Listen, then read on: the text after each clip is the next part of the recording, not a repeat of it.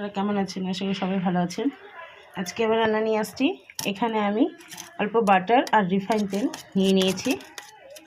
এটাকে ভালো করে আগে একটু গুলিয়ে নেব চামচ দিয়ে। এখানে চিনি গুঁড়া করে নিয়ে নিয়েছিলাম। এর মধ্যে হালকা কালো জিরা দিয়ে দিচ্ছি, বেকিং পাউডার আর ময়দা চেলে রেখেছিলাম, এটা দিয়ে দিচ্ছি।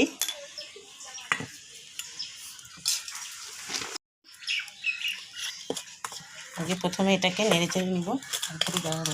আমি দুধ দিয়ে দিচ্ছি।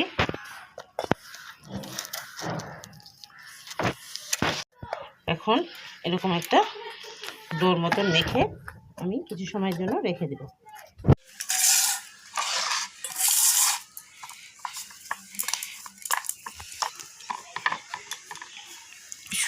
বন্ধই ছিল, আরেকবার বলো। এখন এটাকে আমি চাকু দিয়ে সাইড থেকে এগুলো কেটে নিচ্ছি। এখন এই চাকু দিয়ে আমি হালকা করে মাথাটা দিয়ে এরকম দাগ দাগ করে নিচ্ছি।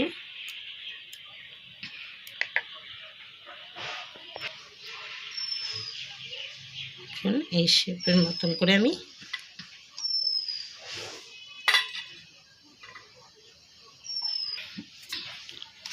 এইভাবে করে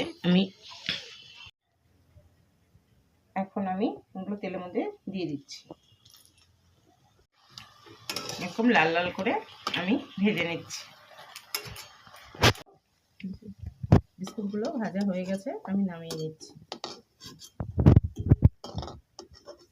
দিয়ে আমি বিস্কুট তৈরি করেছি। বেশ সুন্দর মচমচা হয়ে গেছে।